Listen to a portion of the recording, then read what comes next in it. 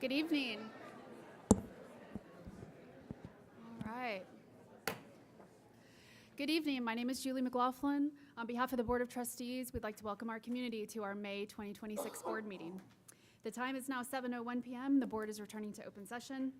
We are resuming our agenda at item number 5, and there is no action to be taken on matters discussed in closed session. So we will proceed to agenda item 6, which is our opening exercise and pledges. The board welcomes Mr. Wheeler, principal of Lovejoy High School.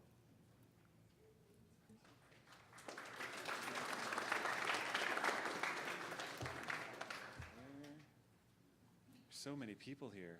Where is Grace and Bryce? Grace, Bryce.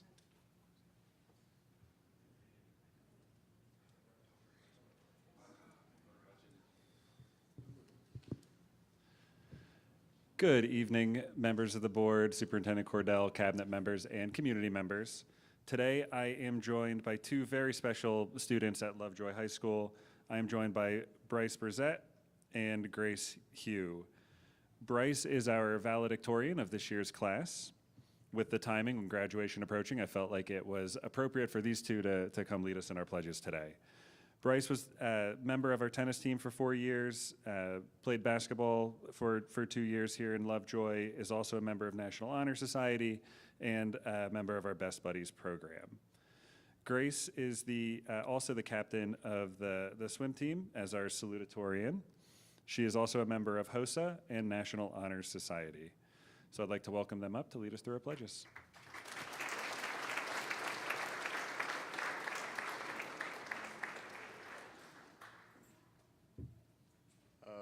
I pledge allegiance to the flag of the United States of America and to the republic for which it stands, one nation, under God, with liberty and justice for all.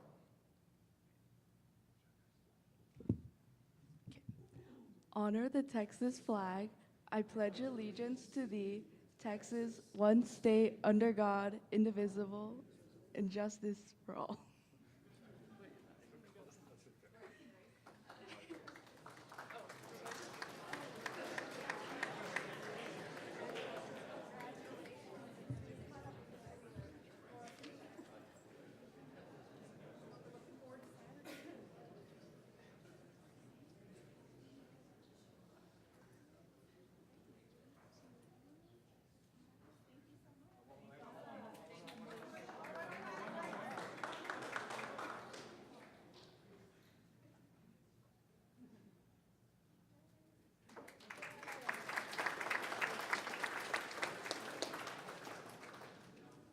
Thank you. Agenda item 7, we have a celebration of learning presentation to spotlight the fantastic teaching and learning that are happening on our Lovejoy campuses.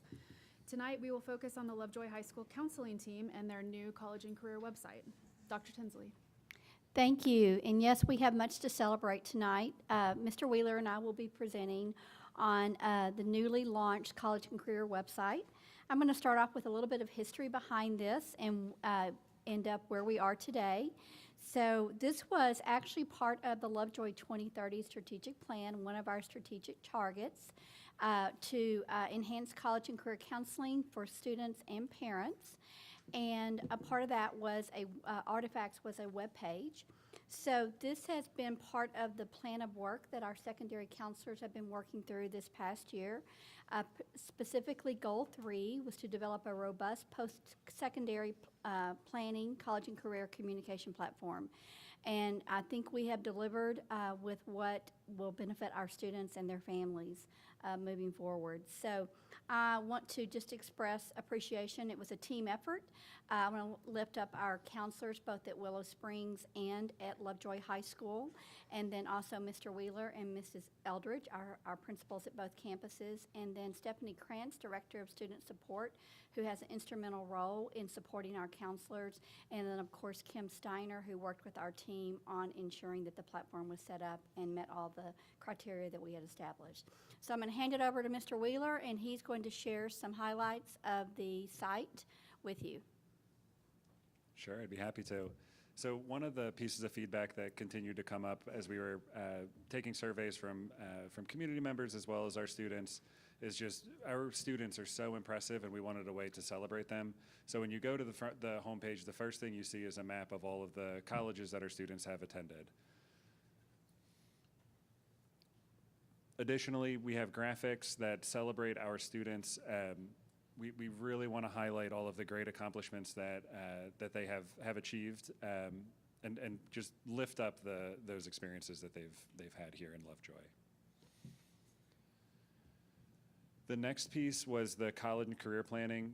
That was a huge area of focus for us, and if you follow any of those links on the website now, there are checklists that are broken down by grade level. If you're a freshman, what you should be doing in that college planning process, the questions that you should be asking, and they talk about this checklist in the freshman meeting that they have. And then it's broken down by different grade levels in order for parents and families to stay on top of the items that need to be completed. We also added in important information on PSAT, SAT, and ACT with helpful links to follow if you need a testing site, accommodations, additional information that you may need. And we also have our scholarship and financial aid opportunities that we post to the website. That way there's a collection of these opportunities for our students. And it's actually funny that this one came up because we're talking about the class of 2027 now, and what those timelines look like for our juniors. So right now, if you go onto the website, the goal is, if you're a parent and you want an answer to common questions like, when can I get my kid's transcript? When is their first transcript available? We're working on that for the class of 2027 now, but what's on there now is the class of 2026 and how you go about requesting those transcripts, and when those timelines are for when those transcripts will be available. And then additionally, we use Zello frequently. We use it for classroom lessons with our students. There's great tools in there on career selection, career development, but it's also where our students can request transcripts. So we're really training our students and our families on how to use Zello as a platform. Oh man, it's like a vision test, and I'm way back here. It's creating a college application tracker. So Thank you so much. It provides details on what families, as far as creating that first application and a tracker, how they can track that through their high school career as they're pursuing colleges to apply to. Correct. We have a tool that a student or a parent can print out, and it has some of those checklist items, and you can make a copy and put it in your own Google Drive that you really can just document all of those different pieces that you're going through. So it is live. Again, I want to express appreciation to the team and the outcome for our new and improved college career planning webpage. So thank you. Thank you. I'll make a comment that I really appreciate the work that's been done in this area. I know where it was 3 or 4 years ago to where it is today. A lot of appreciated work in this area. Thank you.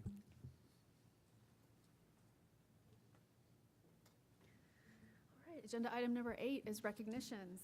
So we always begin our meetings by recognizing achievements for our staff and our students in our schools, because they are at the heart of our mission as a district. And we have a lot to celebrate tonight. Our boardroom is full. So we will start with Ms. Koenig. Good evening, everyone, and this is always one of my favorite nights, an exciting night. Tonight we're going to recognize our campus teachers of the year, and of course our secondary and then elementary teacher of the year. But first, I was going to ask, will all teachers of Lovejoy IC teachers stand up and see who you are tonight? I know I see a lot of you coming out and supporting others. Yay! Supporting those. Thank you.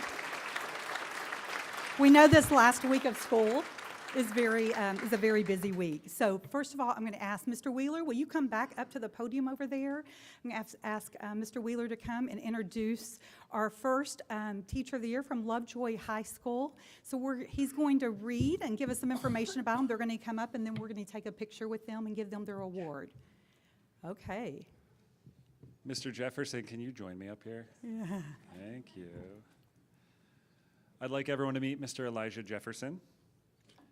Mr. Jefferson teaches our AV broadcast classes. He's also our MCCU liaison. He did a lot of work on Shattered Dreams, so when you see the videos that are put together, it's countless hours of him and students he's working with going through editing and putting that all together. So I'm going to read a little bit about what our staff said about Mr. Jefferson. Mr. Jefferson fosters an environment where students and staff thrive together. Relationships and fun take center stage during the annual convocation, where staff members build community by creating high-energy videos for the Spirited Lip Sync Challenge competition. Mr. Jefferson led this project along with a few other staff members. The commitment to learning is evident by students exploring various career paths through guest speakers from diverse fields and participating in meaningful field trips to professional hubs like the Star in Frisco. Mr. Jefferson led this field trip with a few of his classes. Collaboration is a driving force behind impactful projects such as the student-led Shattered Dreams production, which brings peers together to share vital safety messages. Mr. Jefferson also was asked to lead this project with his students and the PTSO staff. Finally, a focus on results is showcased through the Strategic Credit Union Partnership, providing students with real-world financial literacy and professional experience. So to summarize, Mr. Jefferson does it all. So let's give it up for Mr. Jefferson. Yay. Yes. Yeah. And we have something special for you, Mr. Jefferson. And if we can get a picture with Mr. Wheeler up there and with our board president. Yes, please. Wow. Congratulations.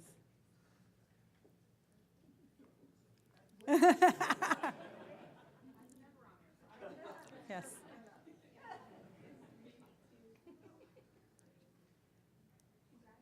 Thank you. Miss Elridge.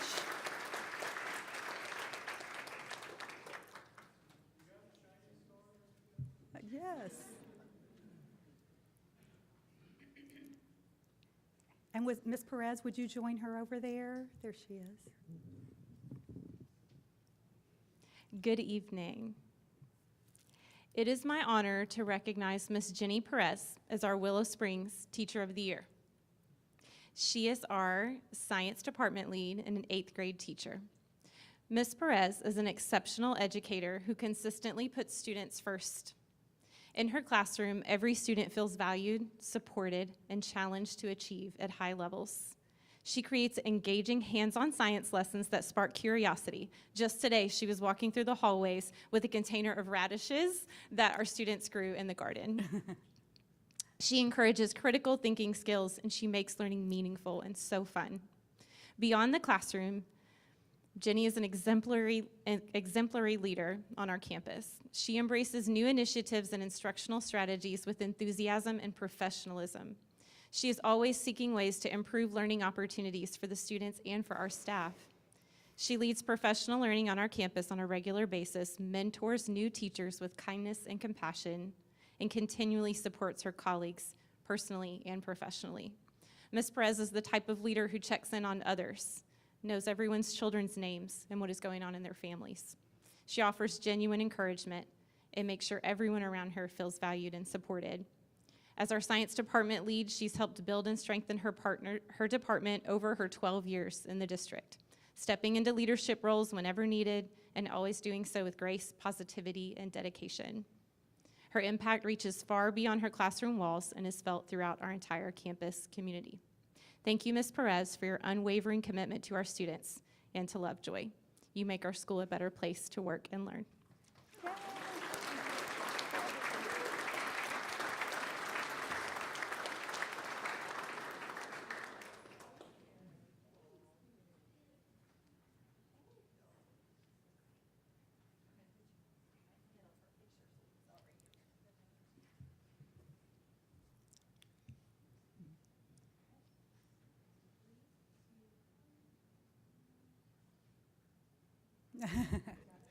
Congratulations, Ms. Perez.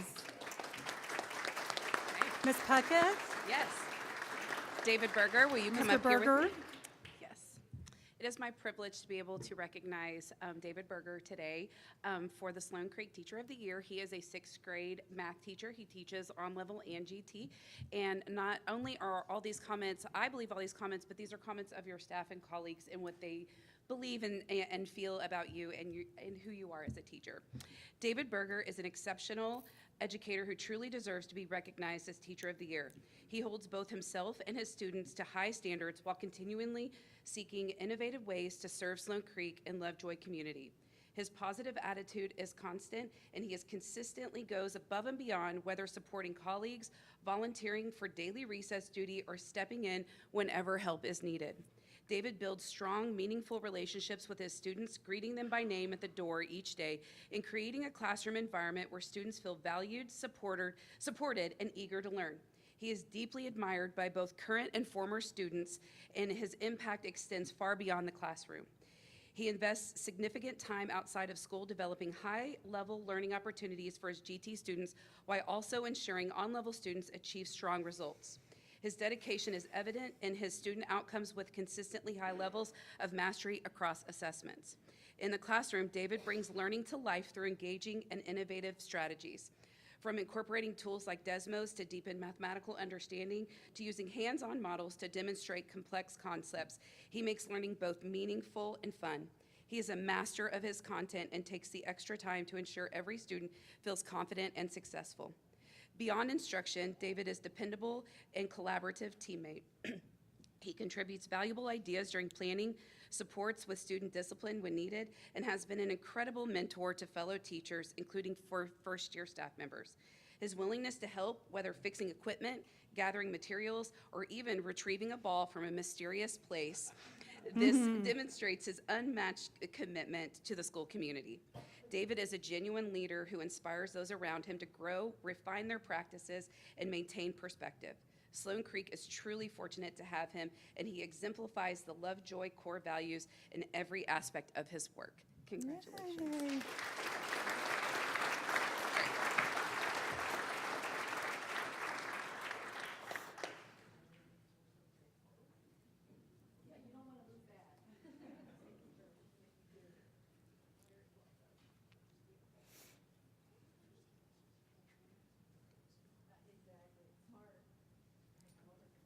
Yeah.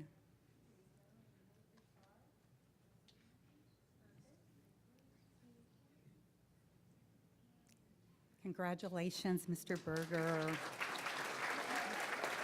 Congratulations.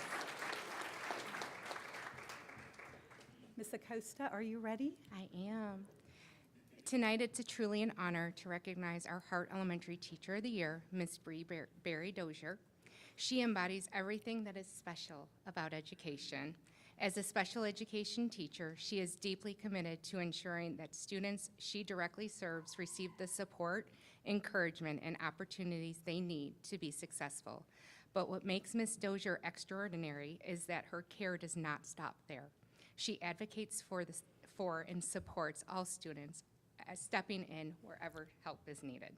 Her flexibility and willingness to serve are unmatched, whether it is supporting staff, meeting with families, helping students after hours, or simply being a listening ear. She gives her time and her heart freely, often far beyond her contract hours. She has a natural and genuine ability to connect with students in a way that helps them grow, not only academically, but also in confidence, character, and citizenship. She sees the potential in every child and works tirelessly to help them see it in themselves. Ms. Dozier is also an incredible mentor to staff, building the capacity of those around her through encouragement, collaboration, and leadership. What truly sets her apart is the meaningful relationships she builds with families. Her thoughtful communication, detailed updates, celebrations, and partnerships with parents, often sent during evenings and weekends, reflect her unwavering dedication to her students' success. Ms. Dozier is one of the most genuine and dedicated educators I've had the privilege to work alongside. Her impact on Hart Elementary will be lasting, and our school community is better because of her. Congratulations, Ms. Dozier.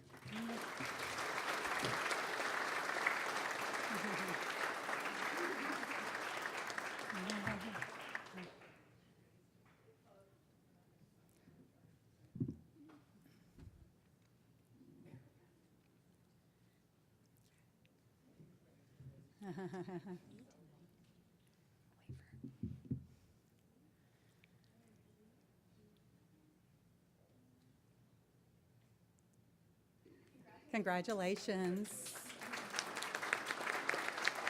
Ms. Wagner. Puster Elementary's up next. Good evening, everyone. I am here to recognize Shannon Price, and she exemplifies the Puster Teacher of the Year through her unwavering commitment to both students, colleagues, and the success of our entire campus. Shannon has been at Puster since it opened in 2008 and has led as a third grade teacher in many ways. She leads both through instruction and building supports, and that was representative today as our prep for tomorrow's senior breakfast. So if you're coming, we can't wait to see you. She consistently goes above and beyond to build strong relationships with both students and staff, creating a collaborative environment where others feel supported and valued. She does this through her dedication in her own classroom, but also through the support of all other third grade classrooms on our campus. Shannon models what true teamwork looks like by sharing her expertise, helping problem solve, and keeping a positive spirit, even when taking on additional challenges. Through her leadership, dedication to learning, and willingness to jump in whenever needed, she helps drive strong results academically for students while bringing encouragement and positivity to those around her. Please join me in congratulating Shannon Price as the Puster Teacher of the Year.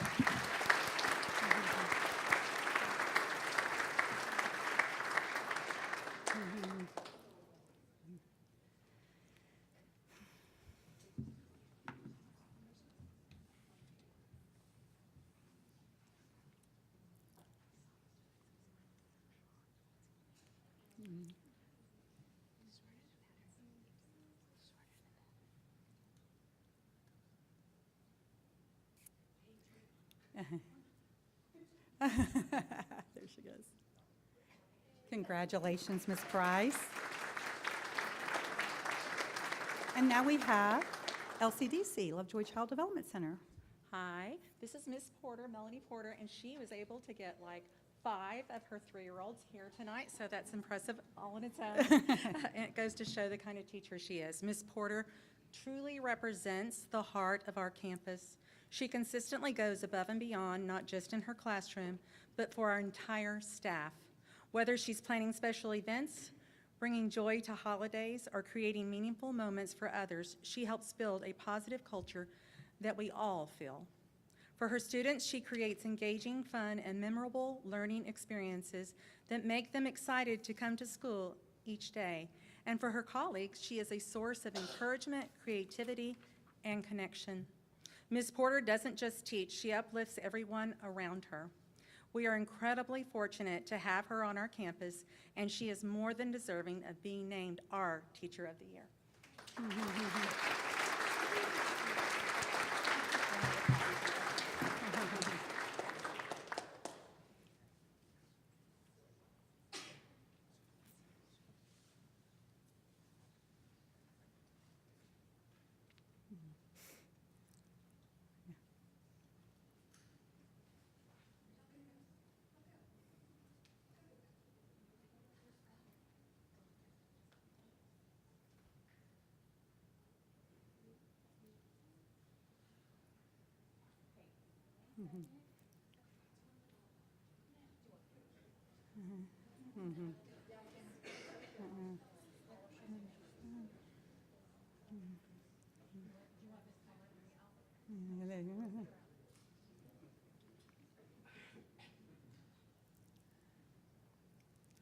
Congratulations, Ms. Porter. Also, we would like to thank Commercial Bank of Texas, and specifically Mr. Brian Dale, because each of our campus teachers will receive $100 from Commercial Bank of Texas. We also know all of these teachers in this room go above and beyond every year, and choosing one is never easy. Our 2 winners tonight will also receive a weekend staycation from Sewell Automotive, which includes weekend use of a Sewell Audi or BMW, complimentary one-night stay at a luxury hotel with breakfast for 2, dinner for 2, and 2 tickets to AT&T Performing Arts. They'll also receive $1,000 each recipient from Commercial Bank of Texas, and once again, thanks to Mr. Dale. So tonight, our Elementary Teacher of the Year is Shannon Price.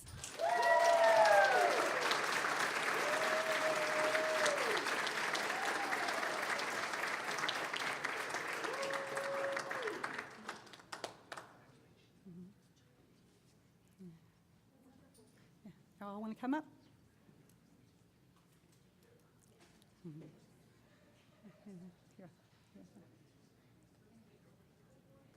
With your, yes.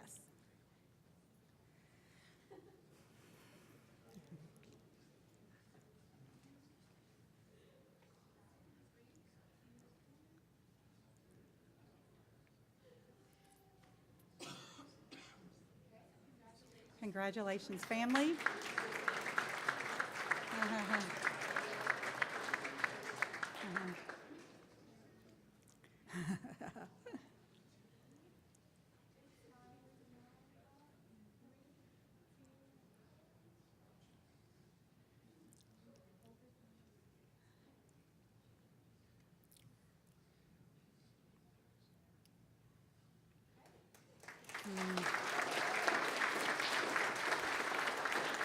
And our Lovejoy ISD Secondary Teacher of the Year is Miss Jenny Perez.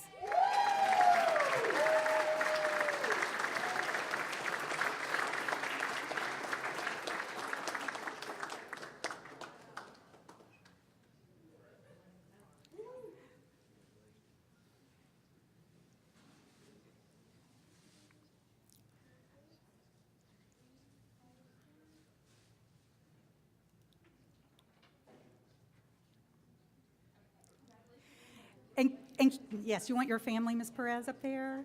Yes, okay. Yes.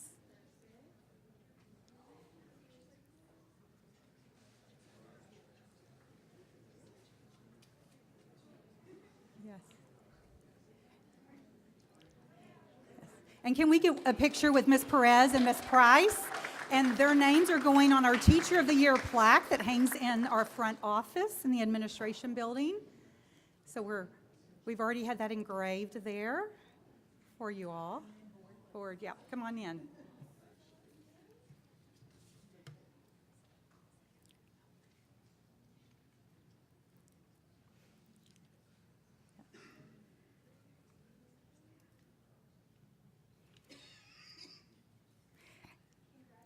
And congratulations to all of our campus Teachers of the Year. You are all the best of the best and the most deserving. And thank you all, your families, for being here tonight. Lots of celebrations.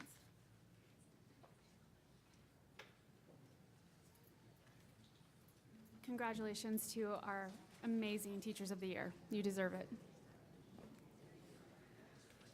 All right, we have even more recognition, so we will move on to Dr. Zambezi.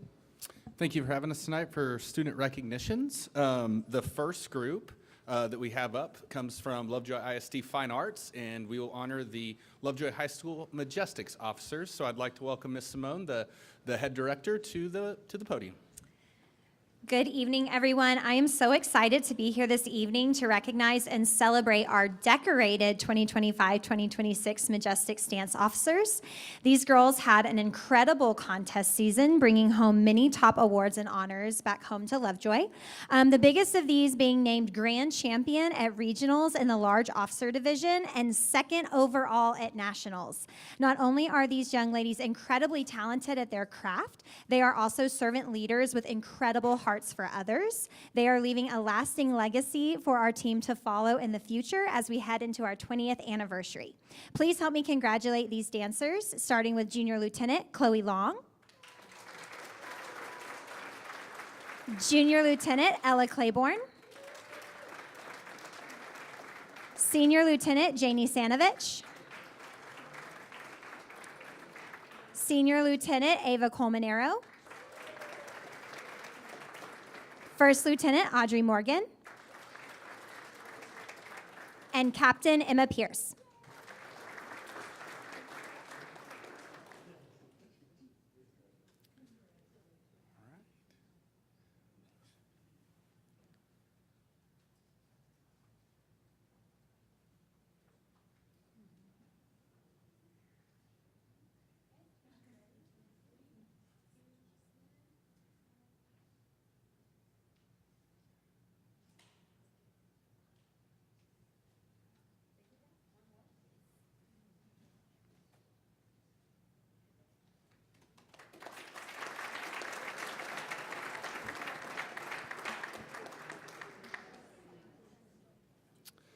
All right, we'll jump into athletics now with student recognitions, and I'd like to welcome to the podium our head track and field coaches, Coach Littlefield and Coach Kelly, and they will recognize our state qualifiers in track and field. Good evening. I am very honored to be here. Thank you all for having us, and I am especially excited to introduce these amazing young women. They qualified for the state track and field meet this year, and just so you understand how difficult that is, only 9 athletes in the state qualify. So you are automatically the top 9 in the state. So they are a very special group of girls, and I also want to point out that this is the first year in a very long time, since I believe 2016 maybe, that we've had field athletes there. So this was an exciting year. First, Tinny Sagoon, and she was 8th place in the discus at state. And I would also, sorry, go ahead. She was also the regional champion in discus and powerlifting state champion. So pretty cool. Next up, Carson Fox. She was 7th place in the pole vault at state and also regional champion in the pole vault. Next up, Sophia Dominguez, and she was 8th place in the 1600 meter at state. She was also the regional champion, and she is a cross-country state champion. Next up, Kaylee Hornick, and she was on the 4x4 relay. So the next 4 ladies were the 4x400 meter relay, which I'm going to talk about that real quick. Our 4x4 is kind of our bread and butter. It's one of our best events year after year after year, and always our goal to make it there. And it's very, very, very difficult. So we were regional runner-up this year and had an amazing race at the regional meet. Kaylee has been on this relay for 3 years now, and has kind of led us through just kind of taking the baton and run with it. Yeah, pun intended. But this group was 4th place in the 4x400 relay at state, and they were runner-up at regionals. And then Kaylee is also a cross-country state champion. Next up, our baby freshman this year who had an outstanding season. She was on the 4x400 relay. That was 4th in the 4x400 at state, and she was also 6th place in the open 400 at state. You're going to see her a lot over the next 3 years. Next up, our senior, another one of our just strong leaders for us, who's also a basketball player and comes to us in February and gets in shape and ready to go for this time of the year. 4th in the 4x100 meter relay was Kaylin Newhouse. And last but not least, this little sophomore who I'm excited to talk about tomorrow at the banquet. She has made really big leaps this year to be a part of this relay. So Kate Roberts, also 4th on the 4x400 relay.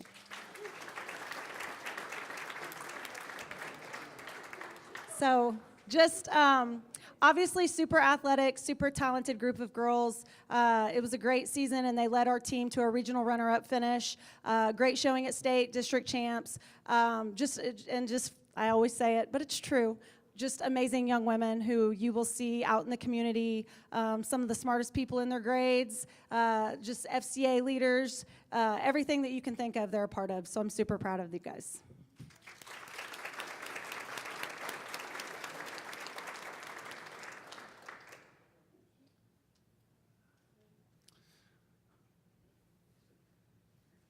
All right, I'm Coach Kelly. I'm here to recognize our boys state qualifier. This year we have Ty Moena, and Ty was a state qualifier in triple jump, and he was a district champion, area champion, the regional champion. He set our school record at the regional championship with a jump of 47 feet, 9 1/4 inches. So he had a huge jump, came back at state meet, had 2 more 47-foot jumps, and he's made a lot of improvement. He is our go-to jumper for our program.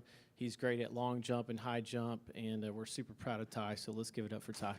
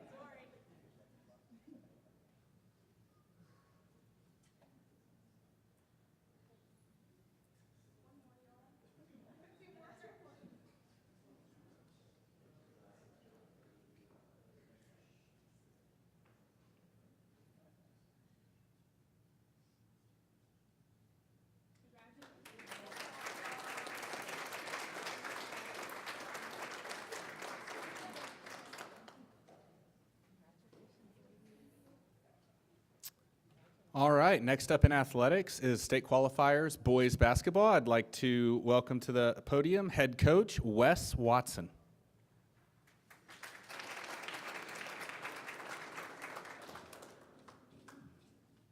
All right, thank you all for having us. It's a great honor to be here. If you can make it to a board meeting to be recognized, you've obviously had a great season. So congratulations to all of our athletes and fine arts students. One of our biggest goals, I'm gonna have to take the readers out so I can keep up with my bullet points here. One of our biggest goals as coaches every year is to create hopefully a great experience for all the athletes and student assistants in our program, regardless of how much they play. We want it to be a tremendous experience for them. Sometimes you get a group that buy-in is just tremendous. They play for each other, they pursue excellence, and something really special happens. And this is the kind of group we had this year. They ended up capturing the hearts of their student body, our school, the community, and they took us all on a tremendous journey. And they wound up creating an experience for us that we will never forget. So we are forever indebted to them. So a little bit about what this team accomplished this season. First of all, it wasn't easy. We had some adversity along the way. We had some key players out for substantial periods of time early in the year. January the 20th, we're hosting Anna here. We blew a 19-point third quarter lead in that game, had a bad fourth quarter, and we were sitting at 3-3 in district and 5th place. And 5th place will not get you in the playoffs. So that point on, though, we got on a roll. We won our last 8 district games, including a thriller in Anna, avenging that loss to finish 2nd place alone in district. Then the playoffs rolled around, and we really got rolling at that point. We beat 4 really good teams. We are in the toughest 5A region in the state of Texas. So we beat a really good Mount Pleasant team, a really good the Colony team, perennial power Colleen Ellison, who was the region champion last year. And in the regional final, in an absolute thriller over at Allen High School, we beat Frisco Memorial, who was a terrific team, 74-63. And that avenged a loss we had earlier in the year to those guys down in Houston in a tournament, a 17-point loss. And really the only game all season that I felt like we were outclassed in. But we obviously showed great growth and improvement to put ourselves in a position to beat them in the regional final in Allen. We advanced to the state semifinals. We played the eventual and defending state champion Mansfield Summit. And I guess we ran out of gas that night, didn't shoot it quite as well as we had been, but there's no shame in losing to a team like Summit. I think our greatest goal every year, and Coach and I talk about this, is trying to get as much out of the group as we possibly can, just trying to get as close to your potential as you can. And I really believe that, yeah, I think there was a version of us that could have beat Mansfield Summit, but I also felt like that this team maximized itself. And I was super proud of them. And on a personal level, they are one of my favorite teams that I've ever coached. And it was just an honor for Coach Pat and me both to be steering the ship. They did a tremendous job. So I want to introduce them to you now. We'll go in numerical order. Number 0, Parker Lambert. Number 1, Alex Cheatham. Alex was a TABC All-Region player for us this year. Number 2, Maddox Johnson. Maddox was on the Texas High School Coaches Association elite team for Academic All-State, a truly elite honor. Number 3, Charlie Peabody. Number 4, Ryan Gafford. Number 5, Ryan Sheehan. Number 10, Zach Carlson. Number 11, Jackson Kenzig. Jackson will be playing college basketball at Loyola, New Orleans next year. Number 12, Cam Womack. Number 15, Tanner Baker. Number 20, Trent Brissett. Number 22, Tage Bocut. Number 23, Cade Perry. And number 24, Luke Moderson. Luke was the unanimous Offensive Player of the Year in our district this year and also a TABC All-Region selection, and he's going to play college basketball at Lubbock Christian University next year. And the number 25, Matthew Whitfeld. Number 33, Chase Nagel. And then we have two of our student assistants here tonight, our team manager, Seth Scanlon. And our video man, Mr. Gavin McMillan.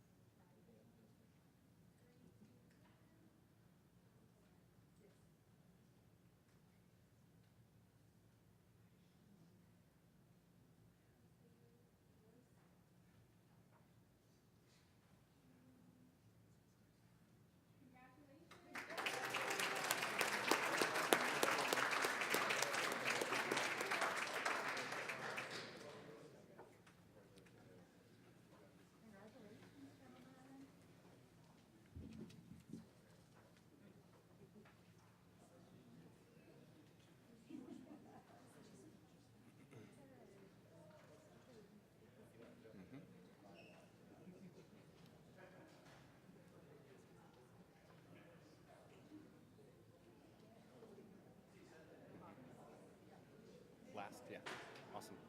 All right, we are going to jump into Lovejoy High School Robotics. I'd like to welcome one of our robotics coaches to the other podium, Ms. Crystal Gaddy. All right, I am here tonight to recognize what our robotics program has accomplished at the 2026 VEX Robotics World Championship, held April 21st through 24th at the Americas Center Convention Center Complex in St. Louis, Missouri. 3 Lovejoy teams competed at the World Championship this year: 1082E Carbonated Potato, 1082J Jumbo Shrimp, and 1082M Meltdown, one of the largest and most competitive student robotics events in the world, drawing 867 teams from more than 50 countries. For the first time in Lovejoy history, we had a team reach the dome at Worlds. These are the top 10 alliances in VEX each season. 1082M was one of those teams. Meltdown competed in the design division, finishing qualifications ranked 3rd out of 85 teams with an 11-1 record, and went on to win their division outright. 1082M ended as 2026 VEX World Division champions, but didn't stop there. They were just one match away from reaching the finals at Dome, making it all the way to the semifinal match. Team 1082E Carbonated Potato competed in the math division, earning the 7th Alliance seed and surprised each opponent they faced all the way to the division finals. They finished as World Division finalists. Team 1082J competed in the Opportunity Division and earned the Inspire Award, given to one of the most well-rounded teams in the competition, recognizing excellence across every aspect of VEX Robotics, from engineering and programming to teamwork, professionalism, and the spirit of the program itself. This is only the 4th judged award Lovejoy has earned at the World Championships. Both 1082M and 1082E made school history, going further than any Lovejoy team had ever gone before at the World Championship.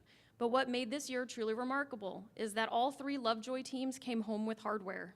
To have every team competing at the World Championship earn an award of some kind in the same year is exceptionally rare, and a testament to the depth and character of this program as a whole. These students represented Lovejoy ISD with excellence, and this community should be incredibly proud of what they achieved. Please welcome the members from Team E and Team M.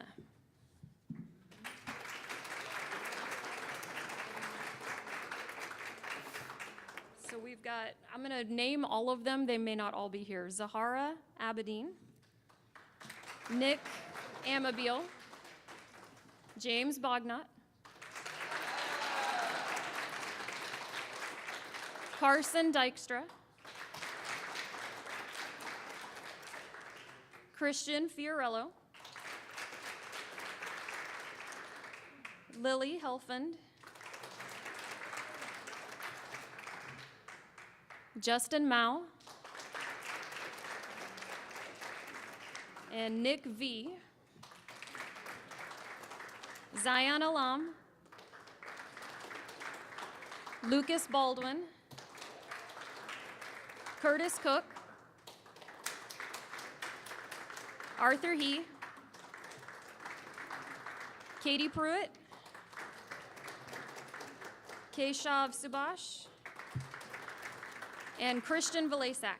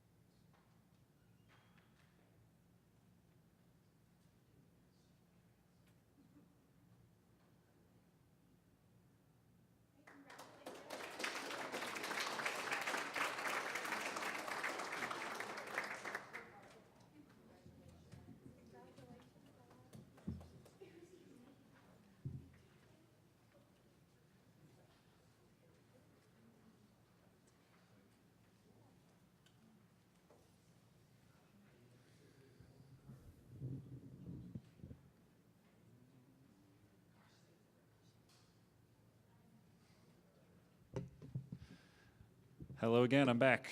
All right, the last group we have, we are going to recognize them at the next board meeting, but I did want to provide an update on our National Merit students. It is a busy time of year for our seniors, so we'll recognize them here in June.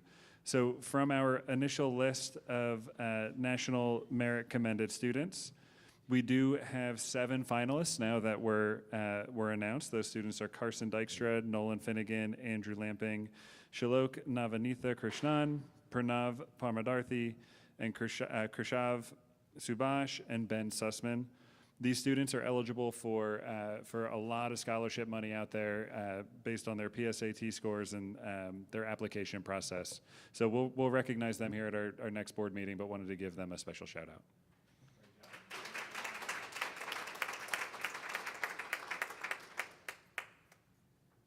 What a way to kick off a meeting. I think that's probably breaking the record for our number of recognitions. So we will move on to agenda item number 9, which is public comment. Ms. Taylor, do we have any public comments? Yes, ma'am. We have one speaker tonight. His name is Chad Collins. He lives in district with 3 Lovejoy graduates. Wonderful. So I will now read our introduction.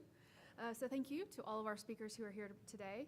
The Board of Trustees encourages and actively listens to all public comments.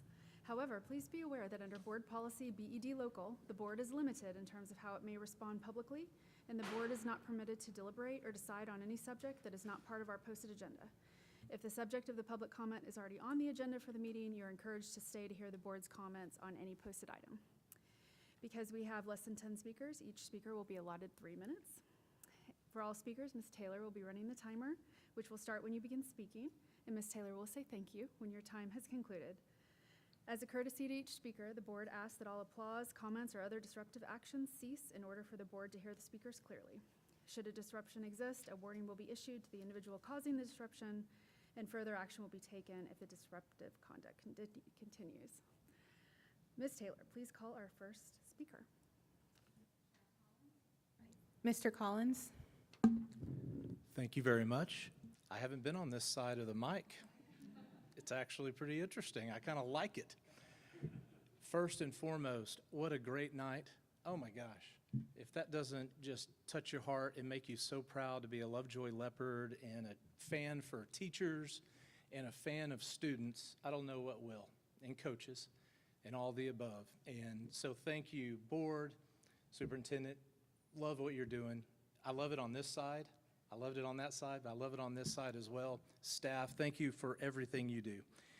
So as a former board member, I'm actually representing a couple of us that really wanted to put forth a recommendation about somebody that we believe is very, very deserving of some sort of recognition in commemorating their experience, service, and leadership within Lovejoy ISD.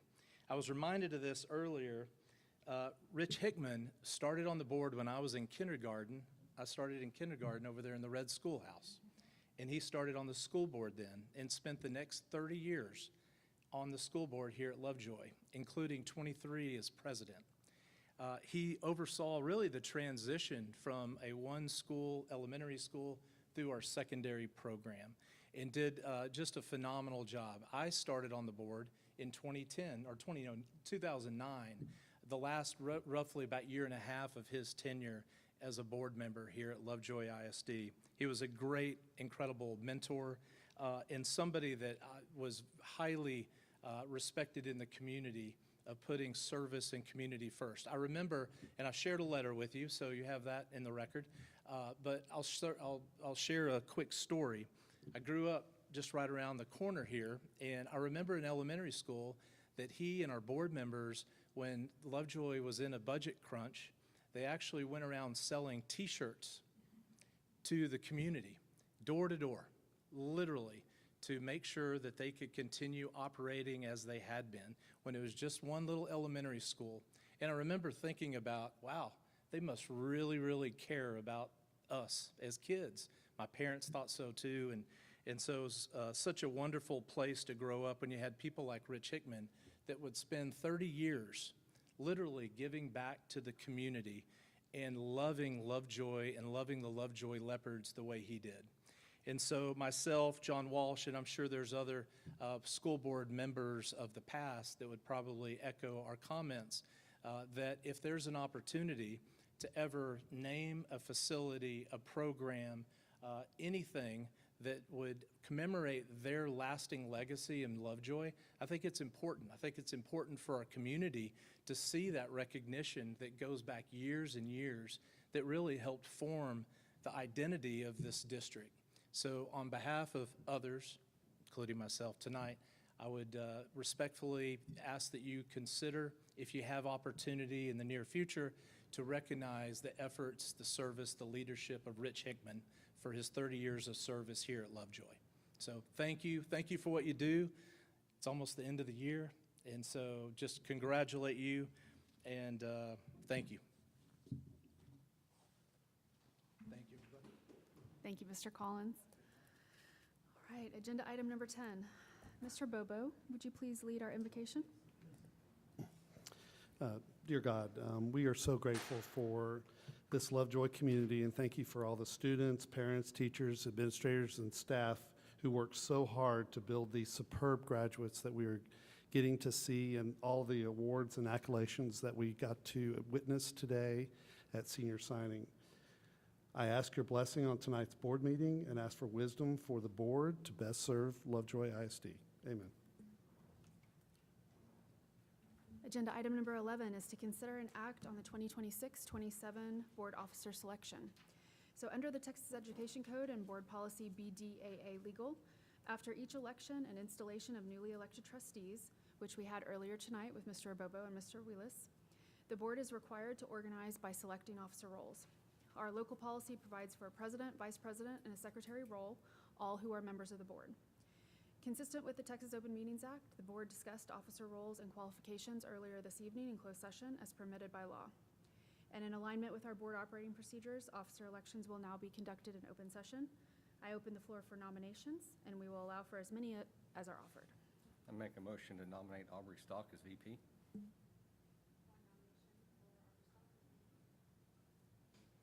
I would actually move to nominate as a slate. I would nominate Julie McLaughlin as president, Mark Wheelis as VP, and Marvin Bobo as secretary. And I'll add that I think Marvin and Julie did an excellent job this year as our officers, in addition to Mr. Wood, who has left. But I just appreciate their leadership. And I know Mark, or Trustee Wheelis, has a passion for efficiency in our meetings, and he would love to probably help plan those agendas. I think he would be far more well-suited and more experienced than I at that role, but I'm just one nomination on the table. I would concur with Ms. Stock and say that President McLaughlin and Secretary Bobo have done an exceptional job over this past year. I would definitely second their nominations, and Mr. Wheelis, I think, is ready to take that next step as our next VP. I'm going to have to brush up on my procedure here, but I said I'm gonna officially second Ms. Stock's slate of nominees. All right. So how do I want to do this? First I'll see if both trustees accept the nomination or not. Do you accept the nomination? I don't accept the nomination for VP this evening. Mr. Wheelis, do you accept the nomination? Yes. All right. So it does seem like we have a slate on the table with myself, Mr. Wheelis, and Mr. Bobo. Are we in agreement, or are there any additional nominations? The officers have done a great job, and I'm happy to see the consistency going forward, and so great job. Right, with that, we will move to a vote. So all those in favor, please say aye and raise hands. Aye. Aye. Any opposed? Well, we got through that without too much effort. Thank you very much. And I'll just say it's been an honor to serve in this role, probably followed only behind having the support to do it a second time. So thank you very much. All right, so we'll move to agenda item number 12, which is notifications. So board, your materials for the night contain notifications of new hires, resignation, public information requests, and cabinet reports. Are there any questions on these items? Okay, hearing none, we'll move on to agenda item number 13, consent agenda. Our board book tonight contains consent agenda items, including prior meeting minutes, our monthly finance report, and routine interlocal cooperation agreements. Are there any questions on these items, or any items that a trustee would like pulled for separate consideration? Hearing none, I'll entertain a motion. Move to approve the consent agenda as presented. Second. We have a motion and a second. Any additional discussion? All those in favor, please say aye and raise hands. Aye. Any opposed? Motion carries. Thank you. All right, we'll move on to the main part of our agenda tonight. Agenda item 14 will be an academic update presentation. Dr. Tinsley. Thank you. So what I will be presenting tonight will be, we have multiple forms of measures that we measure student growth and academic performance. The end of the year results I'll be presenting tonight are our MAP growth assessments and also our M-class assessments. So you were able to review the data that I shared regarding these assessments. I'm not going to go over every slide, but I do want to lift up some high points here. When we're looking at MAP, MAP growth projections are individualized for each student and are statistically calculated based on prior performance, grade level, and national norms. As a result, each student has a unique growth target. The reports that you're seeing tonight reflect progress of those projected growth measures that for every individual student regarding for end of the year results. What you're going to see tonight is that what we do is that we calculate the percentage of students that actually met their growth target. And again, that's individualized per student. So we administer this test in kindergarten up through 12th grades in the subjects of math, reading, and science. So I do want to lift up some high points about the MAP growth results that we do want to celebrate. There were a total of 49 end-of-year MAP assessments administered across grades K through 12. Of those 49 assessments, 45 met or exceeded the national norm. So the overall percentage met or exceeded the national norm of 50%.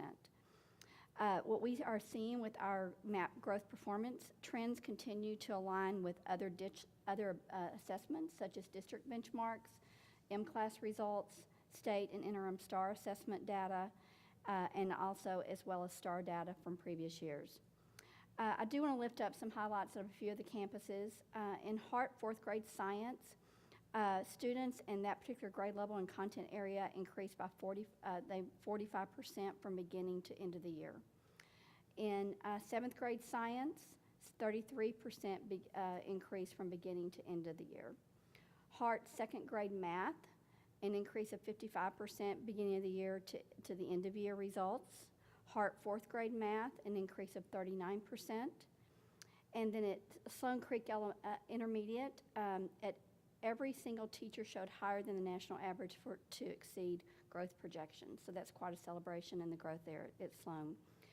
And then a couple of other areas in the area of math. On our seventh grade accelerated math, a 33% increase from the beginning of the year, and eighth grade math, a 39% increase. So you did notice of those 49, there were some areas that we did not hit the 50% mark, and I do want to lift up our analysis of that. So at the beginning of the year, Hart's first grade math average RIT score was slightly higher than Puster's, although the difference was not significant. However, the end of the year assessment, the average RIT scores were essentially the same.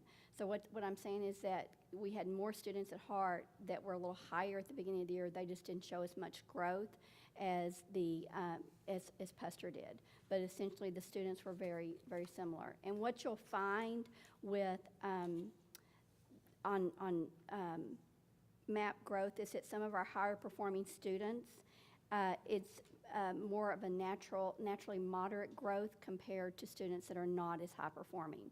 So they started out at a higher RIT score. Also, you will notice that growth among students identified as GT are remaining an area of focus. We lifted up our Algebra 1 and our geometry because that's the accelerated pathway that our GT students follow in math. So to support this focus, we are implementing a GT learner profile. We will be introducing a new GT language arts curriculum for grades 4 through 8, English 1 and English 2, beginning 2026. That'll be part of our summer curriculum writing. And then we will continue to provide specialized professional development for our GT teachers to support that academic growth with our GT students. And I believe last year at the same time, I shared the English 4 assessment, that you will see a lower percentage of students meeting that projected growth targets. That's a senior level course, so we are not quite sure, is that having to do with the impact of student engagement by that time of the year, and is that really an assessment that we can really use the data as effectively as we would. So we are evaluating whether we would continue administering that English 4 assessment to our students. So any questions about MAP before I move on to M-Class? I think my question was, we have end of year up here, and obviously throughout the year we've seen beginning of year, middle of year, now we're at end of year. When I looked at all of that together, I did notice that there were spikes at the middle of the year, and then maybe there was some growth at end of the year, or just a little bit of plateau. For our purposes, when we set goals, like our superintendent goals, those focused on middle of the year, is that a better measurement? Is that more fair of their growth that they're having, or should we be looking more at the end of the year?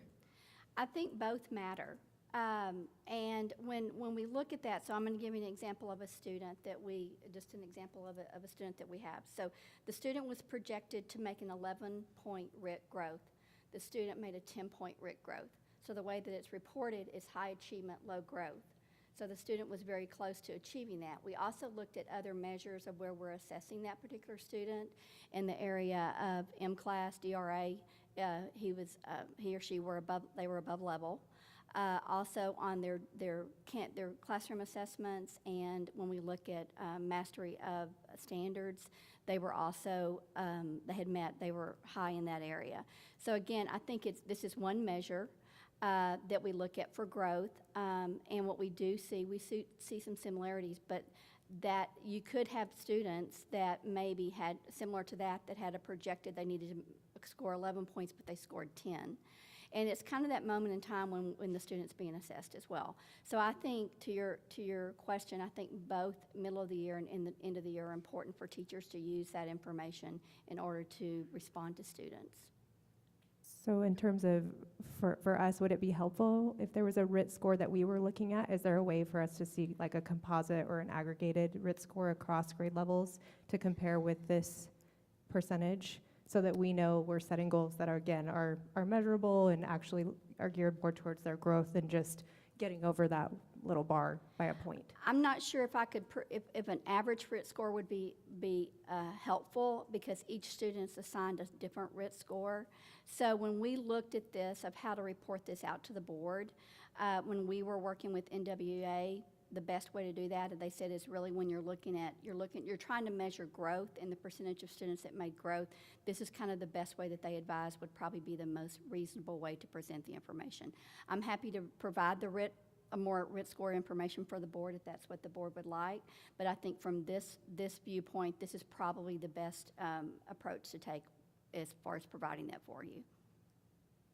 And then you talked about the GT specifications. I noticed in middle of the year we had 7th and 8th grade GT breakouts for reading and science. We don't have that for end of year. Are those scores combined? Well, no, the middle of the year, as you recall, our principals presented their data from their map, and so the principal at Willow used her discretion, and she wanted to report the GT in that manner.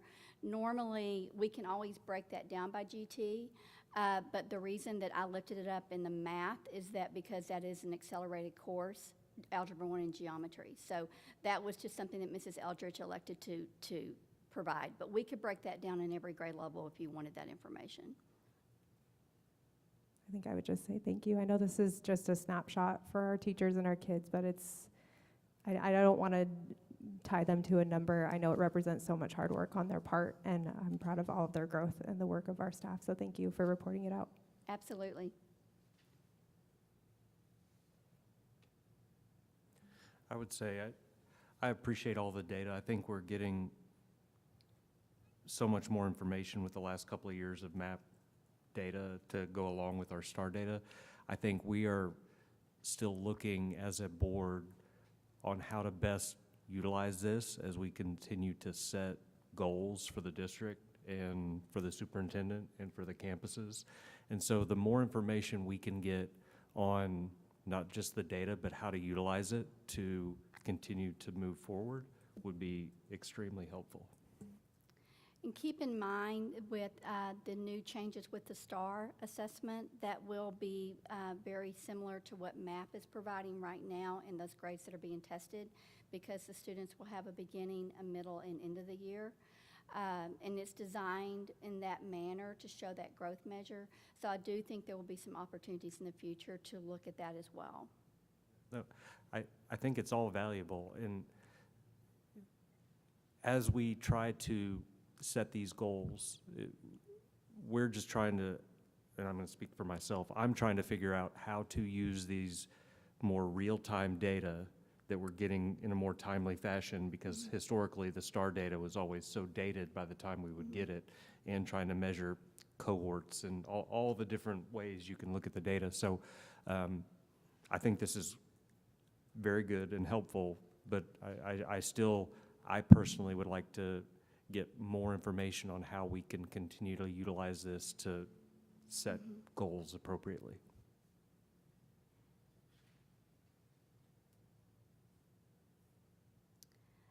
Okay, so I'm going to now share the M-Class data, which is administered in grades K through 2. This is data that assesses a student's literacy scores, foundational literacy performance. So what I provided for you on this first slide is that you will see the beginning of the year overall district data. I'm going to the far right-hand column, you will see the beginning of the year results and where our students ended at the end of the year.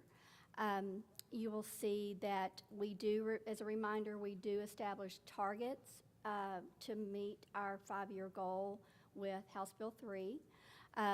We have had to adjust some of those targets there. So when you're looking at that difference there of the 90, which you can see in kindergarten, we exceeded the target. In first and second, we didn't quite hit the target. That's a difference of about 6 to 7 students that you'll see that made that change. So the next slide on Puster, what you'll see actual number of students that scored above benchmark, at benchmark, below, and well below. And again, the percentages are broken down by the grade levels at the beginning, comparing the beginning to the end of the year. And then the same data is presented for Hart Elementary, where we're comparing how students performed at the beginning of the year and how they ended at the end of the year. So just some information I do want to lift up about M-Class is that in K2, our overall results reflected 85% of our students were meeting grade level expectation in basic early literacy skills. 91% of the students demonstrated mastery at the end of the year in our kindergarten classes, and we do want to attribute that when we analyze, so what's happening in that grade level on both of our campuses, and talking with our teachers, learning walks that we've observed, the implementation, and what we are seeing that they are consistently using our reading instruction material, the HMH, into reading. I think you saw some lessons of that last year when we had a board workshop on the campus. You actually saw one of those lessons being administered. They are also they use the unit planning guides with fidelity in those grade levels, and also they are very strategic in the manner in which they serve their students. So those were just some teacher behaviors that we looked at. Also, the percentage of students performing above benchmark across K2 grade levels is 61% or higher. And again, we want to compliment our teachers on the intentional focus of designing instruction to support students acquiring those basic literacy skills. Our teachers have done an excellent job this year utilizing that time to be strategic in the manner that they are delivering it and customizing it and differentiating based on the needs of their students. So moving forward for some focus areas, we are going to increase minutes for the structured literacy and the foundational skills in our literacy block by a few minutes. So we've been working with our campuses on that. Also, we'll continue to use that primary resource to support the foundational skills, which is the HMH into reading.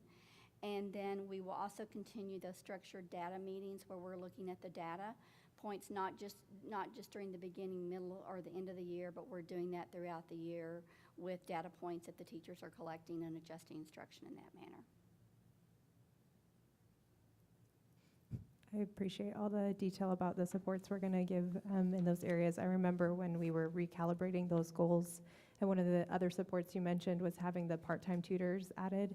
I think from a board perspective, I would just want to know if we're still incorporating those tutors into the budget, or are we considering maybe a full-time interventionist at this point, budget-wise? At this time, we are analyzing the effectiveness of the tutors that we've used.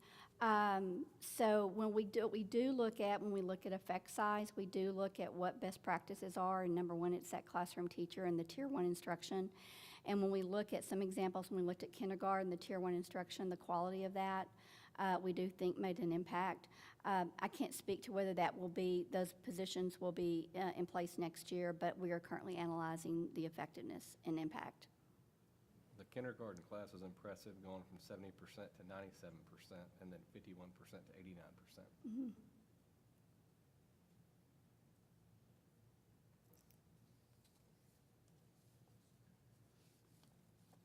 I know it's a lot of detail. Any other questions? Thank you again, Dr. Tinsley. It's so meaningful for us to be able to go over this topic and to see how our kids are doing. So thank you very much. I think you're back up. Agenda item 15 is a presentation on our district improvement plans. So our district administration team creates district improvement plan every school year with goals for the year. And now as we near the end of the 25-26 school year, we'll reflect on that process, on that progress. Dr. Tinsley. Thank you. So this is actually an interim update. The final update will be in August or July, and the reason we do that is because that is when we have all of our final assessment results in. But what we want to do is that we'll provide you an update of where we are with 4 of the 5 goals. So as just a reminder, the goals are focused around the board goals and also the superintendent goals: safety, people, learning, cultural progress, and parental engagement. And I'll be lifting up goals 1 through 4 tonight to share the progress that's been made. So when we look at safety, these are performance objectives that we have put in place in the plan. One of those is training for conflict resolution, bullying and overall student welfare, violence prevention, sexual harassment, and drug abuse. You'll see there that we have completed lessons on our campuses. And also we have a digital responsibility lesson targeted for our middle school students that we've implemented. Also, we have a website dedicated to providing information and resources for dating violence. And following that, we will implement a systematic positive behavior interventions and supports that has been in place. Dr. Zambezi and Stephanie Krantz have been holding campus meetings to analyze this information with our principals and assistant principals so that we can ensure that we're responding and adjusting based on the needs of the particular campus. And then fostering partnerships with our local first responders. All of our campuses have completed their required drills during the first 3 quarters of the school year, and our first responders have been involved in those drills, schedules, and exercises. In addition, support a safe and secure environment through an emphasis on ongoing training and proactive measures. Mr. Percival and Mr. Littlefield have led our campuses in participating in tabletop exercises focusing on emergency management. Also, our district threat assessment team meets regularly to review campus threat reports and monitoring of students. That team is made up of several departments. The CNI is, I'm represented, Dr. Zambezi's represented, Mr. Littlefield, our caseworker is involved, Stephanie Krantz, special education, and then Mr. Percival. So we meet monthly. We look at the data that we have and ensuring that we're getting those students and families the support that they need. And then also, as you're well aware, our silent alert panic system, we have those in place and at 100% across the district. On people, this is about retention and also how we're engaging in partnerships with universities. Lifted up there, our teacher residency program has served as a positive growth, our Grow Our Own program. This year we have been allotted, how many this year do we have, Anna? We have 3 for next year. We had four residents this year, 4 residents this year. And then we've also implemented teacher vertical teams and advisory committees throughout the district. One of those is a technology cohort, which I shared with you at a previous meeting, that has been instrumental in guiding an advisory in supporting our classroom, our devices for our students, and feedback on professional development. And then also opportunities and growth for new and veteran teachers. We do that through professional development, and then also we have MTSS leads, and our principals participate in district instructional leadership team meetings. Learning, this is about, the first one is about delivering rigorous instruction, and we have been involved in frequent learning walks. Talking with my team recently, we conducted over 60 learning walks across the district this year, and that's a team of campus principals, our assistant principals, MTSS leads, district curriculum staff, with the hope in the future that we're going to be including teachers on those learning walks as well. We have regular data analysis meetings that I've shared with you and principals have shared with you throughout the year. And then we also have a progress monitoring system where we're tracking student achievement. And then we have developed a plan for the TIA, the Teacher Incentive Allotment. The district has submitted the application with the 26-27 school year being the year that we will be collecting data to determine whether or not we meet the criteria as a district for TIA. Again, with learning, we've operationalized the STEM program guide that has been shared with the board. And also we have implemented a plan of work that we have drafted goals for implementation beginning in 26-27. The Gifted and Talented program revisions that you're aware of. We've done a deep analysis of GT program services. Also a partnership with Baylor University. And we will be sharing with you soon our GT learner and teacher profile that's been drafted. We've been gathering input and feedback from our teachers on that, and that will be provided soon for the public. And then the Comprehensive School Counseling Program, which I shared a little bit with you with the College and Career website launch. And then also implementation of Zello at our secondary grades is regularly occurring. So that's a platform that truly our families can use for accessing information, and a platform where they can house information about college and career planning purposes. And then Culture of Progress. This is about the Lovejoy 2030 strategic plan. The Planning Committee, in collaboration with district and campus leadership, the Board of Trustees, we've developed a new document called Lovejoy Excellence by Design, which reflects revisions and updates to the 2030 strategic plan. We've implemented our rooms communication tool fully in the fall of 2025, and it is up and going and doing very well. And then we've completed a comprehensive technology assessment focused on the improvement of infrastructure, devices, technology usage, and cybersecurity. And that's our update on the district improvement plan.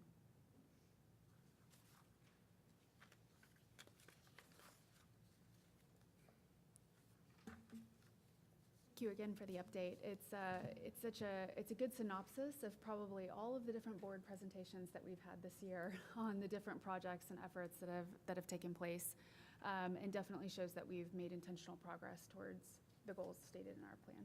So thank you very much for your work on that. All right, agenda item 16 is a budget workshop. This is our 7th budget workshop as we work towards planning for the 26-27 school year. Mr. Woolman. Good evening, Board of Trustees, Superintendent Cordell. So tonight for budget workshop number 7, I'll be providing an overview of the maintenance and operations budget and the multi-year financial outlook, and then also give you kind of an initial review of our student nutrition budget, and then the next steps from here. So as far as the budget considerations, not much has changed from what we have shared in the previous 6. We are going to recommend, as part of the compensation plan, a 2% increase for returning staff. This does include a 2% annual increase in supplies and materials. And the other key thing I want to point out is that this does not include changes to the special education funding. We have recently received some updates as it relates to the special education funding coming out of TEA. So what you'll see here is that all school districts for the 26-27 year, they're going to be required to not only report the current instructional arrangement, but then we also have to review our 445 students which have an IEP, review their files, and then determine where they fall within the 8 tiers of intensity in the 5 different service groups. We have to do all of this by October 8th, where we'll submit this data to TEA. What we're hearing from a lot of the local districts and districts throughout the state of Texas, that this could take on average about 30 minutes per student to evaluate their files and make that determination of where they fall within the intensity of services and service groups. This is an administrative burden on our special education administration team. So our budgets will reflect additional resources to accommodate this one-time expense for the year. With all that being said, TA has been tasked to set weights to where they have to spend $250 million over the current weights. In order for them to do that, they have to have the current instructional arrangements and then also the new ones. They are also sharing that for the fiscal year 2027, there is a hold harmless provision. So what that means is they are anticipating that there will be districts that will result in less funding due to this new tiers of funding. The challenge with that is that we're not going to know the impact of the new funding model until September 2027, which is 3 months into our fiscal year, which means we will go an additional budget cycle without knowing the funding impact of special education.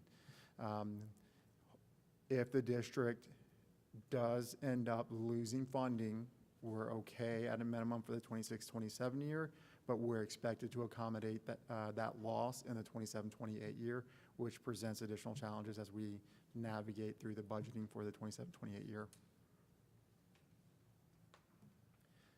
So as we've moved through this budget process, dating back to December, we established the financial framework where we've followed alongside the board priorities and really emphasized and looked at the different factors that school districts face across the state of Texas as it relates to the revenue factors and expense factors in the budget process.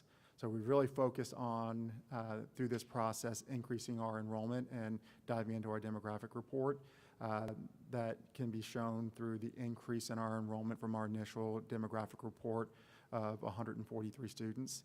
The work that we've done there, not only on the Lovejoy Scholar applications and the increases there, but also we have recently mailed out or emailed and asked parents a letter of intent to return. So we've seen a great number of those applications come back of their intent to return. So we're continuously monitoring that. We'll continue to monitor that throughout the summer to ensure that we achieve what our budgeted enrollment is in here. And then as far as the expense factors, we've really looked at the different things that we can leverage our bond funds to gain some efficiencies.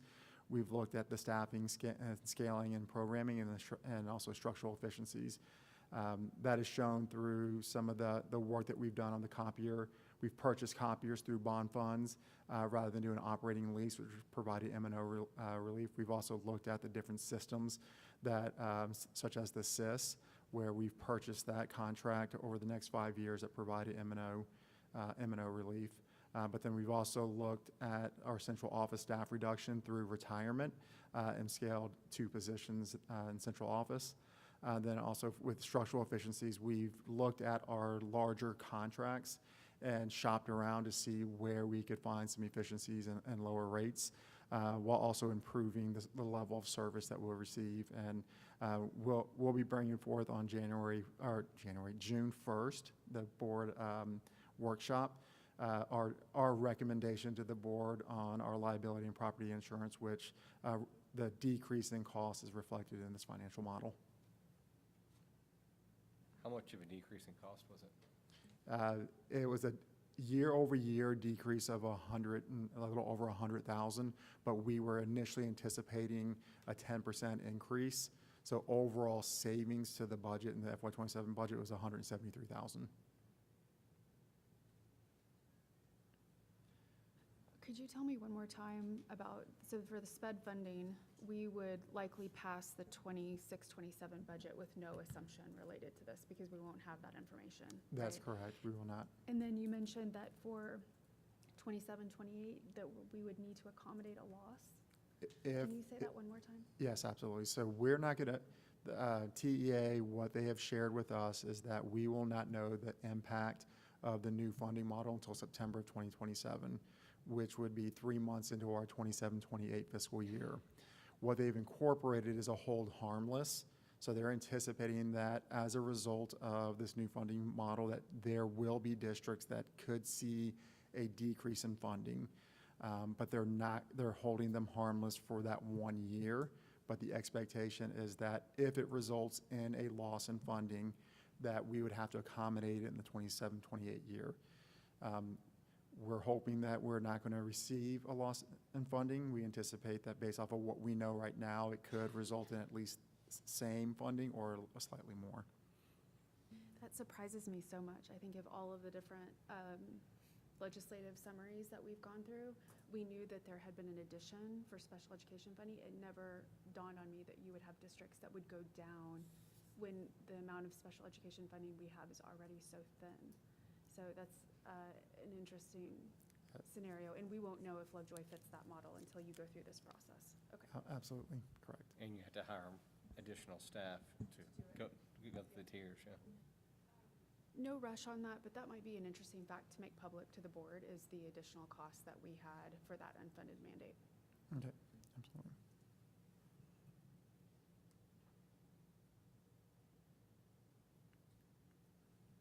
Okay.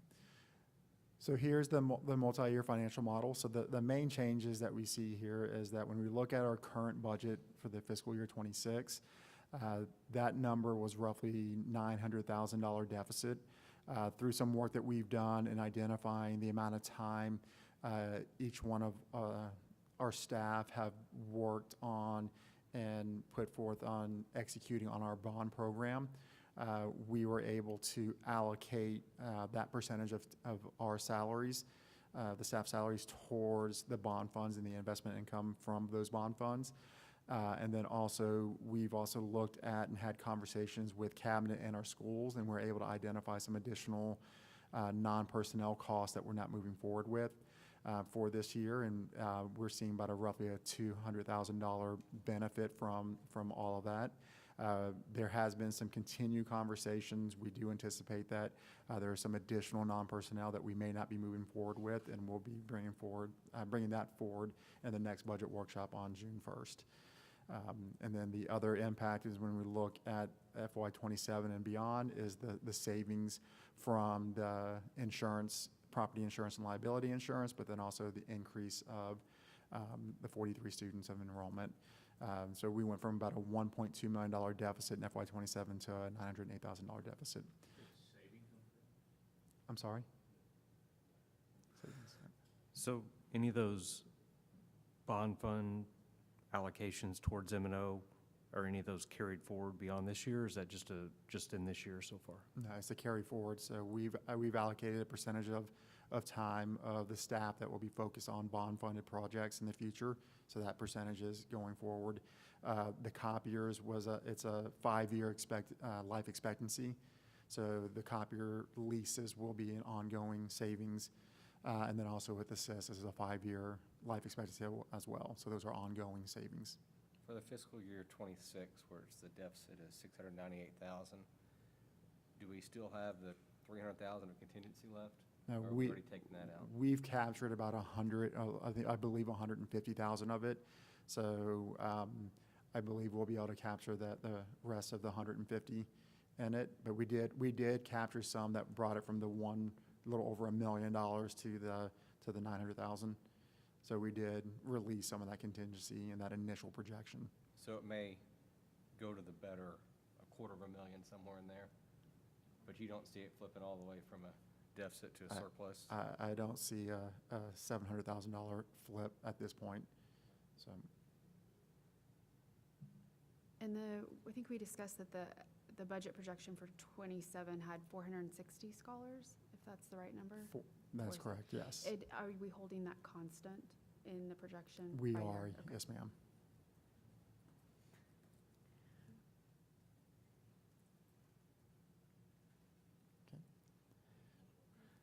Thomas, I guess we're starting to project out where we have 30 or 40 kids that graduate early each year for sports.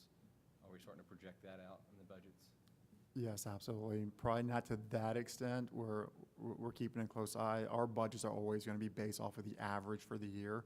So we're always going to bump up our beginning enrollment to exceed that because we know that we're going to have early graduation. We'll have students that may leave at any point during the year. So we're always budgeting on the average.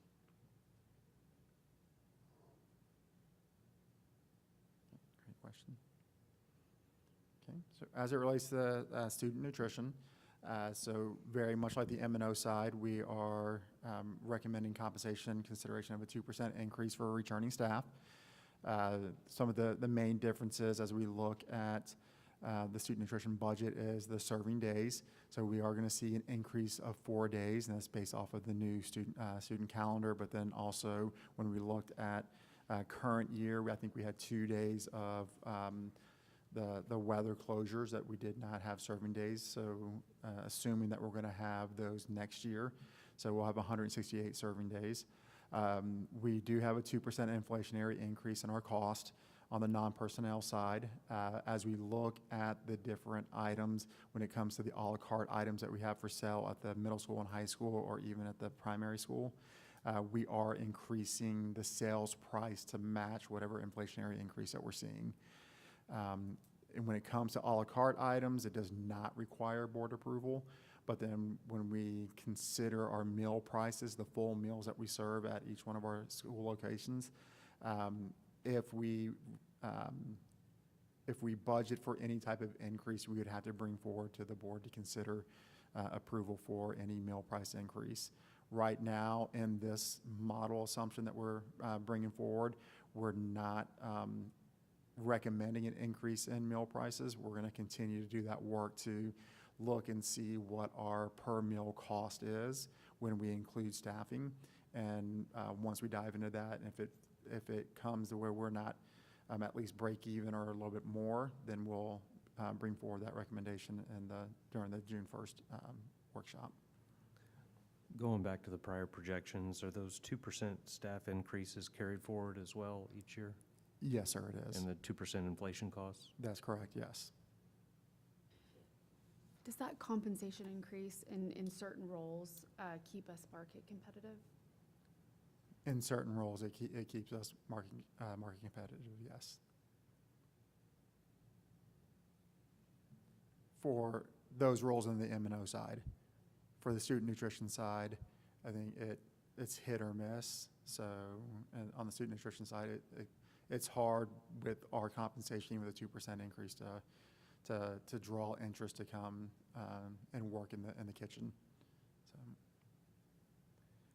So when we look at the student nutrition, where we're projecting for the current year is that we are projecting a surplus of $126,000.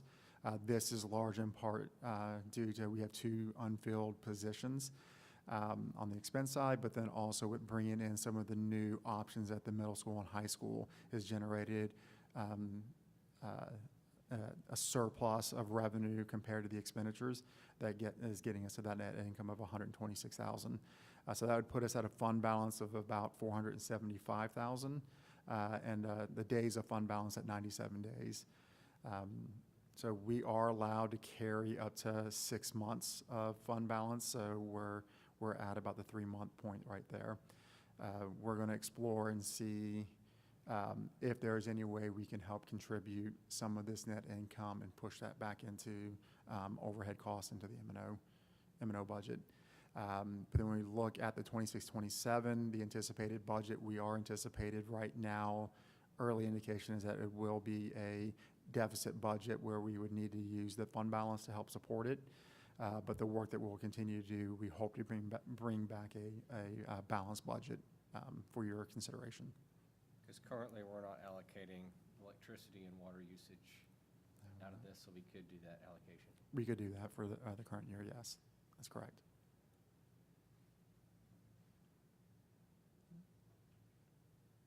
All right, so as far as next steps, as I mentioned on the June 1st board workshop, we'll bring another budget workshop and provide some additional updates on firming up the numbers for the current fiscal year, and then any last minute 27 and going forward adjustments that we're making to the budget, looking at enrollment and continue looking at our non-personnel and personnel side of things.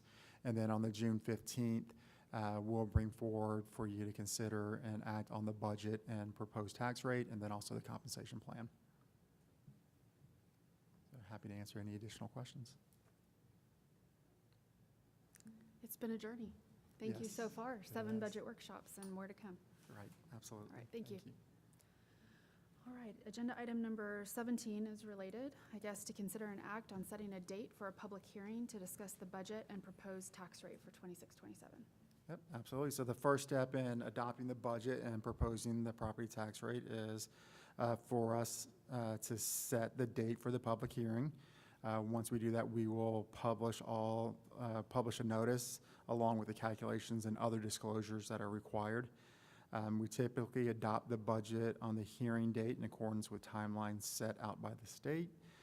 So in order to proceed with this process and meet the calendar requirements, the administration recommends the Board of Trustees set the date of June 15th, 2026 for the public hearing. This is the same date as our regular June board meeting. Any questions? Take a motion. So moved, June 15th.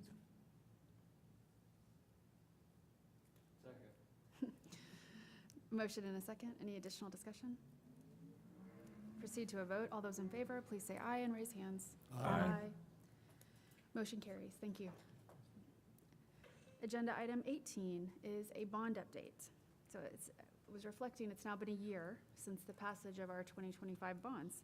There's quite a lot of preparation and planning going on to utilize the funds well in support of our students. Mr. Percival. Good evening. Yes, it is. It's hard to believe that we've been a year removed from that work and from the support of the voters here in the community. If you guys recall, at the last bond update, which was in the month of April, I showed this Gantt chart, which illustrates kind of some of the major projects that we're working through, both with the CMAR and with VLK, the architect. But one of the things that we didn't have was a similar format to reflect the internal projects that we're working on. So I wanted to share that with you tonight. But before we did, I did have a question. Did anybody else get drawn in on the whole carbonated potato jersey earlier? I felt like maybe I was missing something. I didn't know they had names. I was. And jerseys. It was really impressive. I just couldn't stop looking at the carbonated potato jersey. They were all really nice. And they wore those to Worlds. It was. Yeah, so everyone knows about. They were wearing them carbonated proud too. It was what an impressive group. But I wanted to point out this next slide here illustrates kind of in a similar format. These are the projects that we have that you guys, most of these projects, you'll see that there's already been authorization by the board. You'll see the ones that have been completed with the little yellow box that reflects completed. But I'd like for you to look down there towards the bottom. There are a couple of additions, and these are pending board approval, one of which we'll get to here shortly. If you look at that Skyward ERP on the financial side, so that would really be like a Skyward Finance product. Similar, you'll recognize the Skyward name from our Skyward Q-Sys that we talked about and you guys gave authorization for earlier. But Mr. Willman will do a presentation on that. I believe that's planned for June 1st at the workshop. But then that very last one is our phone system replacement. That's something that we are going to ask for action on here in a little bit. But I wanted to update the chart and show the visual. It's still a little bit rough. We'll continue to add projects to it, but we wanted to give you a visual representation of some of the internal bond-related projects that we're kind of working through and where we're headed with them. And I'm happy to answer any questions that you guys may have about those or maybe just others in general. This is super helpful for our community to be able to see when these items are completed and when they're expected to be coming on a future calendar. So I appreciate that. And also a way to communicate even more about what's already been completed. And I think on some of these, you've also done your on the website, right? There's a special page that is communicating the pictures and the photos of the things that we've completed. Yes, right? those updates will continue there on the website. But as we build these graphics out, we'll continue to put those in that same resource tab there on the 2025 bond update on the main Lovejoy website. When we complete a major project such as the wrestling facility or the heart renovation, will there be a ribbon cutting at the end? I feel like we need to have one for all major projects. But again, you guys tell me what your appetite is for that, and we'll make sure that we make it happen. Mr. Percival, I believe you did promise me a construction hat at some point. I did. Golden shovel, Julie. And She a golden might be- shovel, that's right. She might be just asking for a jersey now too, so. Yes. No pressure.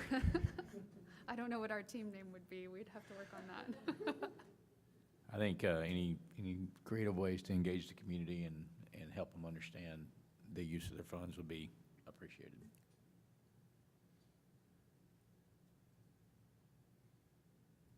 Thank you very much for the update. Thank you. All right, so we have a related thing on agenda item 19 is to consider an act on use of 2025 bond issuance for capital expenditures and an amount to exceed $75,000 for a phone system purchase. Mr. Percival and Dr. Tinsley. Okay, I have to have it lower. You can have Here, I'm gonna. All right, so Kyle and I are going to double team on this one. So as he shared that we are in need of replacing our phone system, we are at end of life with our current system. We are currently utilizing the MyTel ShoreTel communication platform. We currently have 630 physical phones located throughout the district, 791 phone lines. The system was actually initiated in 2017, so we're getting close to about, we're 9 to 10 years old. It's no longer supported by the vendor, which we have seen that coming, and then we've had experienced some increased unreliability and not having the, sometimes we can't replace the current systems, the phones that we have. So we are coming to you with a recommendation to consider replacing that system. This gives you kind of the timeline. So in December, the software reached the end of sales. In December 2025, you can also see that support was limited based on the basic maintenance. And then the hardware, as I mentioned, will reach its end of life in December 2028. And then in 29, the platform and all associated hardware will no longer be supported, including technical support. So in order to get ahead of this, what we are recommending is that we replace the current system with Pilar, which is a MyTel MyVoice business. It tells you the estimated number of phones there that we would have, the types of phones, and then the user license. All of this includes the equipment, installation, your warranty, and service with the vendor. With our plan, if you approve this, the installation will be over the summer. So when our staff returns, we will have that phone system up and working. So what we are asking for is that you consider approving $600,000. We will not exceed $600,000 for this new system, and it would impact the entire district. So what is the life expectancy of a phone system these days? I would think that 10 years is probably about reasonable. You know, with all the changes in technology, you know, you're going to start losing capabilities, you're going to start losing features. One of the things that we run into a lot is anytime that we lose power at one of our campuses, the control unit that controls the phones on the system, we usually have to reboot it. So if one of our technicians isn't there that day after the storm or whatever, we have to send somebody over there to go unplug it, plug it back in, and it just causes issues. Yeah, more about what we're buying, not what we're replacing. Yeah, realistically, I think about 10 years, just because of the advances in technology. I mean, our current system, you had like a desktop client that you could use. So I mean, you could load up a headset on your phone, on your desktop, and be able to use it that way. With your current systems, like the one that we're using, looking to purchase, you have the capability to dial out from your school line on your cell phone. So I could be in Austin at a conference, and I can call from my school line and not have to expose my cell phone number. So there's a lot of new features that we're going to be adding. And like I said, in about 10 years, there's going to be who knows what else. So, you know, just with Went into it thinking we of us. Sorry, what was that? Went into it thinking we've got 10 years of runway on this phone system. Yeah. And then this cost that we're being asked to approve tonight, is this a one-time cost or are there ongoing costs over the life cycle? It's a little bit of both. So most of the cost is going to be in the licensing and the hardware itself. That's probably 4/5 of it. We do have some ongoing costs, some of which we can't do anything about. Like the lines that we pay for through AT&T, just reserve the phone lines and the SIP lines and all the stuff that kind of runs the networking portion of it. That's just set, really and truthfully. So would that be similar to what we're paying currently for those ongoing costs? Okay. Yeah, our operational expenses, we shouldn't see an increase of much anything at all. With all the new technologies, is there a solution without using a phone system?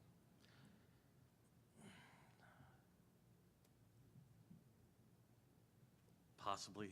The problem is going to be your E911 and the being able to dial it to 911 quickly and reliably.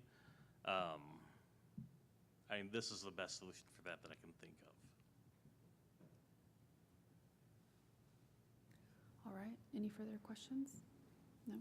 We'll take a motion, and trustees, I'll point you to the recommended motion language.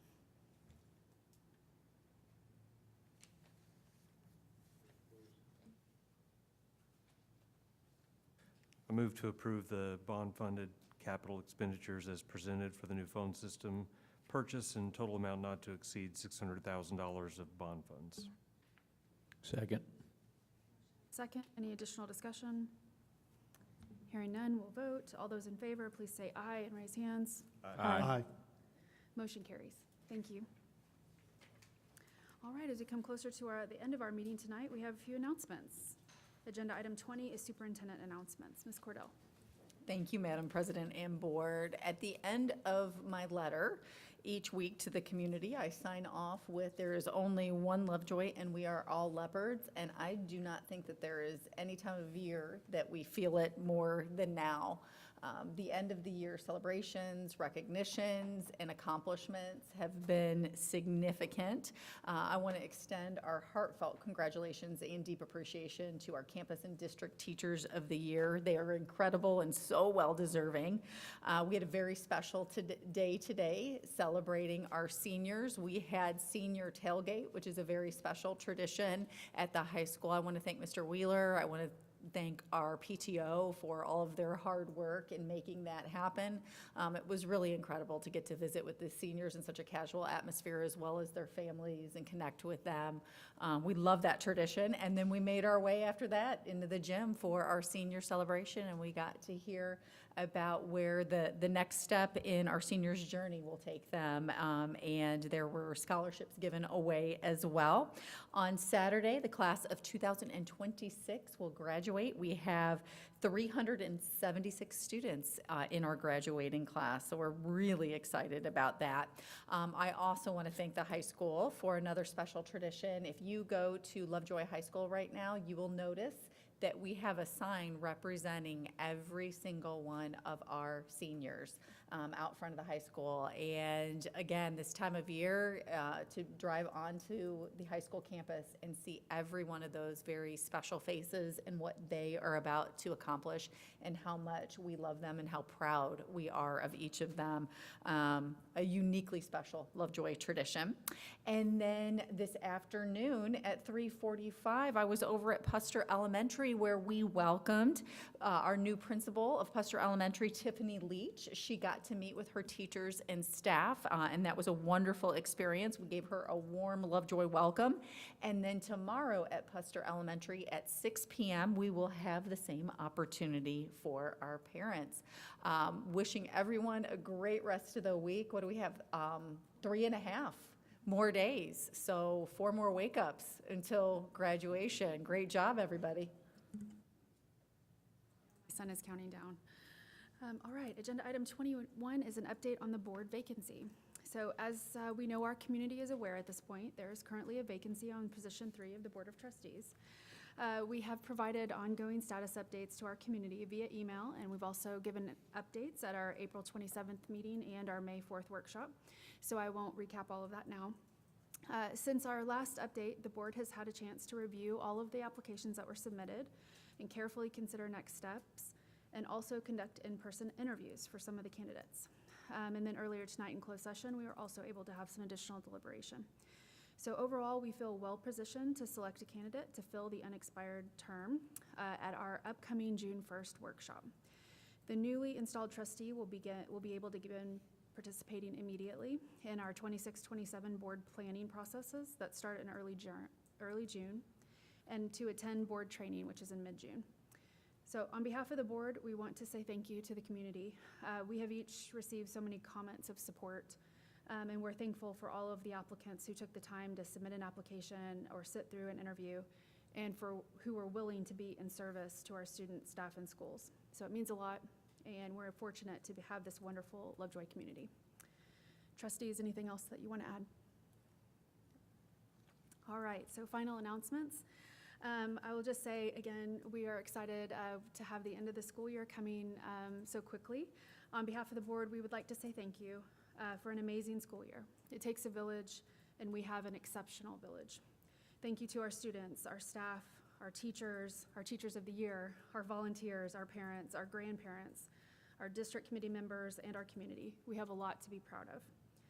The board is looking forward to attending graduation this coming weekend to celebrate the class of 2026. And then our next board workshop will be on Monday, June 1st, and our June regular board meeting will be on Monday, June 15th. And with that, we are adjourned.